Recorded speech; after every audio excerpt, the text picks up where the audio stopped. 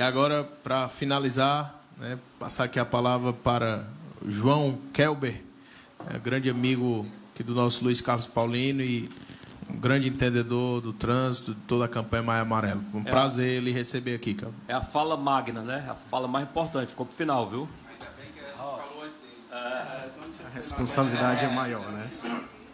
Bom, é muito gratificante para a gente estar aqui hoje, tá? Parabéns, deputado, pela iniciativa de propor esse momento. Saudar o Tenente Coronel Gerlúcio, doutor Jorge Trindade e aí meus colegas de farda, a satisfação, né? Ver que Xeramubim aqui, farda a qual eu já vesti, né? Durante 5 anos a gente esteve ombreados lado a lado por lá. E os demais colegas que a gente tem, a colega Marcela que eu não conhecia, prazer, satisfação. A gente chega nesse mês de maio, e é um mês que, de fato, ele tem todos os holofotes voltados para a segurança viária. Lá em 2014, quando se iniciou, dentro de uma primeira década de ação pela segurança viária, que a ONU havia proposto para que os países, os municípios se comprometessem em reduzir o número de óbitos, né? Então, traçamos aí uma série de ações, e o maio ele surge, então, dentro desse contexto, e vindo da sociedade civil, então ele nasce, é abraçado pelo poder público, faz parte do calendário, e hoje já não se imagina mais um ano sem o Maio Amarelo.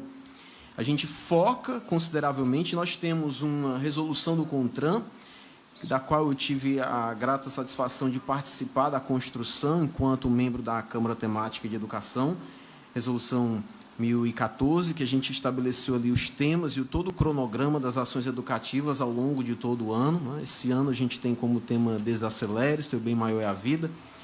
E a gente, então, traz esse foco porque, de fato, nós temos uma epidemia nacional. Os colegas pontuaram, e eu nunca me esqueço de uma fala do doutor Lineu Jucá, enquanto diretor ali do nosso JF, ele falava que a saúde pública no nosso estado, ela padecia superlotação do JF, que inclusive hoje pela manhã nós estivemos no JF visitando as vítimas de sinistros de trânsito, e a gente encontra cada história, né? Temos lá uma pessoa que está internada há 1 ano e 3 meses no JF. Ela simplesmente mudou de endereço, ela mora no JF. A família foi toda desestruturada, porque a esposa tem que acompanhar o marido, os filhos estão distribuídos e cada um cuida de um. E isso é reflexo da falta de ações, né, que nós não temos, desse cuidado que a gente não tem. E aí a gente entra, né, e aí é uma série de vertentes que elas entram em conluio. E você tem o problema da gestão, que o Wellington tocou de uma forma muito sensível, porque, de fato, doutor Jorge, a gente sabe que existe uma resistência municipal muito grande ainda de implementar. Nós estamos há 20 e quantos anos de código? 97, 28. Vai fazer 28 anos agora em setembro. 28 anos e a gente não conseguiu atingir 50%. De municipalização. Há uma resistência, isso é crônico, a gente tem um problema que precisa ser tratado. Porque o Ministério Público ele teve a iniciativa do Municipaliza, tivemos, de fato, um chamamento, tivemos reuniões, né, em regionais em todo o Estado, chamando os gestores, apontando as responsabilidades, ações civis públicas foram apontadas, mas ainda assim há um déficit muito grande. Se nós tomarmos o estado do Rio Grande do Sul, que tem mais de 400 municípios, atingindo quase a totalidade de municípios integrados. A gente tem que tomar os bons exemplos. Então, eu já vou aqui fazer a minha primeira sugestão, deputado. A gente ter, a partir do nosso legislativo, uma ação de cobrança junto a esses gestores. O Ministério Público fez essa ação há alguns anos, a pandemia veio e acabou se perdendo um pouco.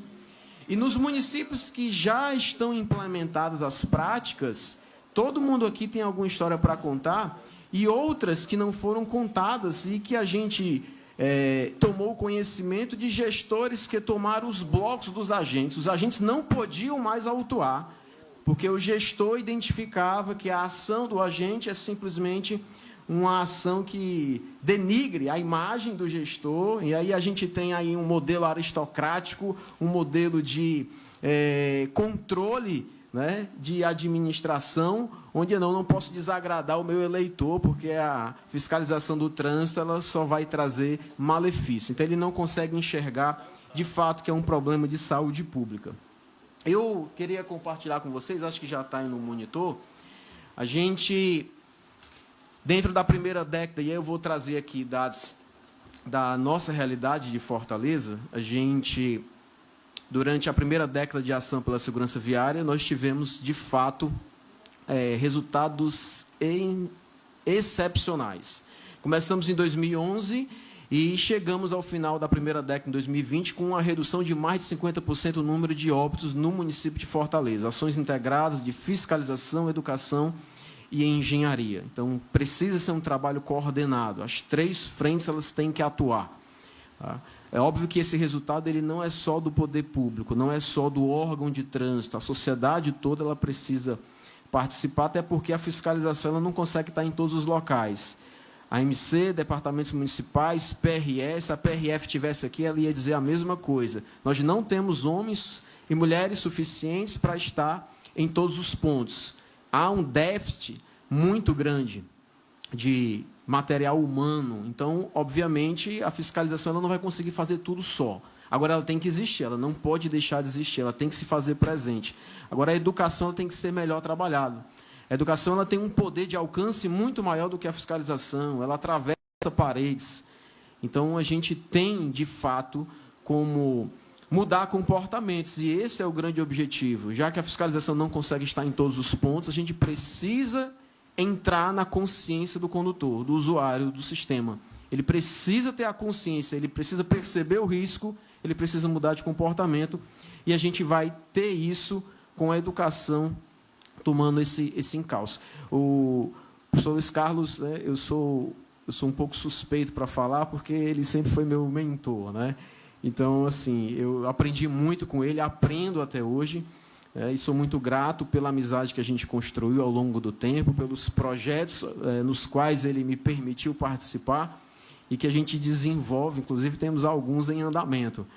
Mas ele sempre fala, e aí eu vou expor essa fala dele aqui, que é a tal da educação falácia, que muitos se utilizam nessa tentativa de burlar a fiscalização, num pretenso direito de que não precisa ser fiscalizado, que a educação tem que substituir a fiscalização. De forma nenhuma, ambas devem coexistir.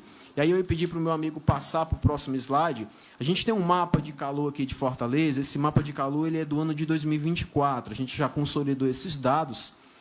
E a gente não teve um resultado de decréscimo, né? Nós não conseguimos baixar os números em relação a 2023. O ano de 2024 ele apresentou uma pequena elevação no número de vítimas.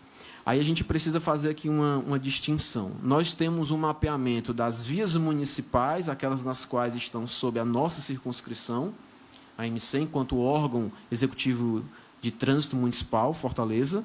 E aí nós temos aí um mapeamento dos óbitos que aconteceram nas rodovias federais. Aí o eixo, a gente consegue verificar ali perfeitamente o eixo, né, BR-116, BR-222. Um acréscimo de quase 90% no número de óbitos. Tá? Nas rodovias estaduais nós tivemos um acréscimo também, e as rodovias que cortam, né, estão incluídas dentro da área da circunscrição do município de Fortaleza, um acréscimo de pouco mais de 40%, e nas vias municipais o acréscimo foi de pouco mais de 3%. Então, de fato, a gente precisa de ações coordenadas para que a gente possa estancar. A gente está dentro de uma segunda década de ações pela segurança viária, assumimos um novo compromisso até 2030 em reduzir em mais 50%, é uma tarefa árdua, é uma tarefa difícil, que perpassa, de fato, pelas ações de fiscalização, e aí a necessidade desse reconhecimento aos agentes de trânsito, aos policiais rodoviários que estão na linha de frente, né? A PEC foi aprovada no Senado, segue para a Câmara, e tudo acontecendo como se espera.